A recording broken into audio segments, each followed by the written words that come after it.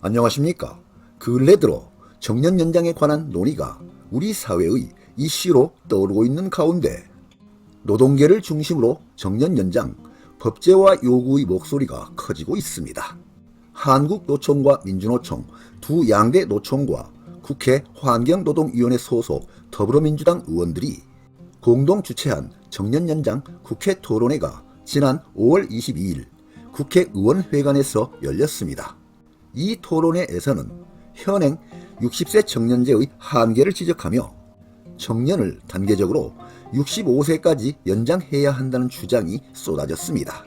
이날 발제를 맡은 정흥준 서울과학기술대 경영학과 교수는 정년 연장은 더 이상 미룰 수 없는 과제라며 60세 청년과 65세 연금수급 개시 사이 5년의 소득 공백을 해소하기 위해 정년을 65세까지 단계적으로 늘려야 한다고 주장했습니다.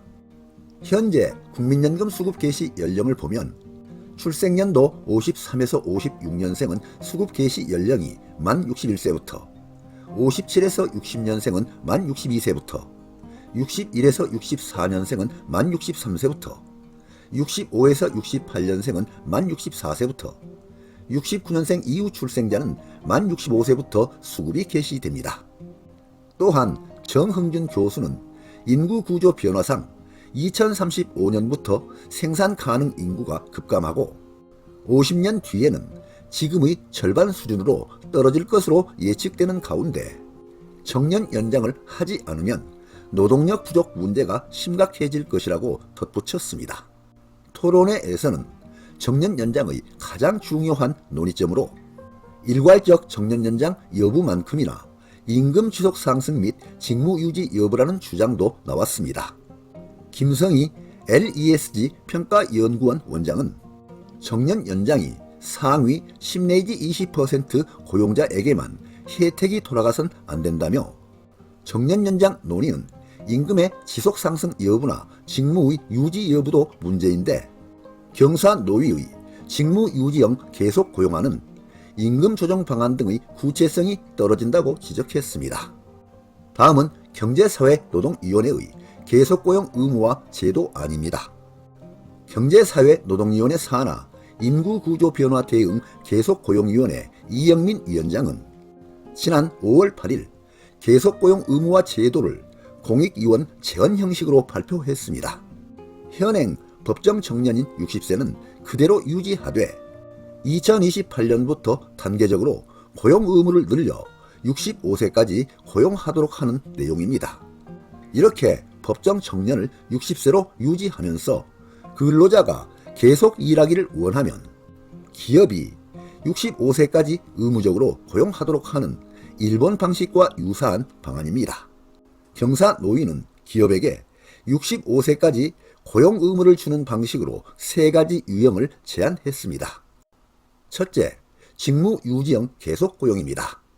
60세 청년에 도달한 고령 근로자가 계속 고용을 원하는 경우에는 원칙적으로 기존 직무와 근로 시간을 그대로 유지해주는 유형입니다.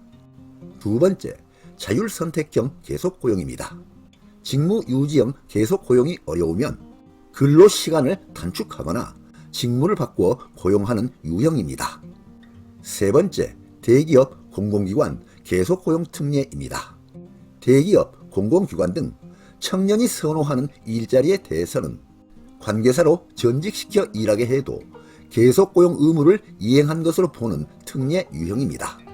이는 대기업, 공공기관에 정년 연장과 유사한 계속 고용 의무를 부과하면 청년 신규 채용에 심각한 악영향을 미칠 수 있기 때문입니다. 다만 이는 청년 고용 상황과 인력 수급 등을 고려한 임시 조치로 기한을 정해 적정 범위 내에서 한시적으로 허용해야 한다는 탄서를 달았습니다. 토론회에서 발제를 맡은 정흥준 서울과학기술대 교수는 지난 5월 8일 경사노위 소속 인구구조변화 대응 계속고용위원회의 공익위원들이 제시한 계속고용 의무화 제도 중심 방안을 두고 정년의 이중구조를 가져올 가능성이 크다고 지적했습니다. 노동조합이 조직된 대기업과 공공기관에선 사용자를 향한 노조의 교섭력이 크고 사용자 쪽도 지급 능력이 펴는 탓에 회사나 기관 내부의 취업규칙 변경 등으로 정년을 일괄 연장할 수 있지만, 반면에 노조가 없는 기관과 기업, 중소기업은 고용 종료 뒤 재고용 방식을 택하기 쉬워 이중 구조가 커질 수 있다는 논리입니다. 정흥진 교수는 경사노위의 계속 고용 방식에 대해 노사 합의라고 하지만 노동조합이 없는 86%의 사업장에서는 제대로 된 노사 합의가 이루어질 리 만무하다며, 정년은 기존처럼 60살로 두고 직무유지형 계속고용, 자율선택형 계속고용 등을 통해 고용을 연장하는 것은 오히려 불필요한 갈등을 유발할 수 있다고 말했습니다. 그리고 계속고용 방식 대신 법정 정년을 단계적으로 늘리는 방안을 대안으로 내놨습니다. 법정 정년을 2026년에 63세, 2029년에 64세, 2032년에 65세로 늘리는 방식입니다. 또한 이 과정에서 노동조합이 고령자의 임금 문제와 관련해선 유연한 타협이 필요하다고 제안했습니다. 노동계에서도 정년 연장의 필요성을 재차 강조했습니다. 유정엽 한국노총 정책일본부 본부장은 정년과 연금 개시 연령이 불일치하는 나라는 경제협력개발기구 국가 중 한국이 유일하다며, 정년 연장은 사회안전망 보완의 핵심이라고 강조했습니다. 또한 민주노총도 정년 연장의 주 목적이 연금 수급 개시 연령과 퇴직 연령을 맞추는 것에 있다며, 모든 노동자의 정년을 현행 60세에서 65세로 확대해야 한다고 덧붙였습니다. 다음은 정년 연장 해외 사례입니다. 법정 정년 연장은 세계적 흐름이기도 합니다. 해외 주요국은 10년 전부터 정년을 만 65세 이상으로 올리거나 폐지를 해왔습니다. 해외 주요국 정년 사례를 보면 미국은 1986년에 정년을 폐지했고, 영국은 2011년에 정년을 폐지했고, 일본은 2000년에 65세까지 계속 고용을 의무화했고 2021년에 70세까지 계속 고용을 권고했습니다. 대만은 2024년 7월에 정년을 폐지했습니다. 아무쪼록 합리적인 제도 개선이 이루어지기를 바라는 바입니다. 네, 오늘 동영상 주제는 국회 토론회의 정년 연장 목소리였습니다. 많은 도움이 되시길 바랍니다. 끝까지 경청해 주셔서 감사드립니다.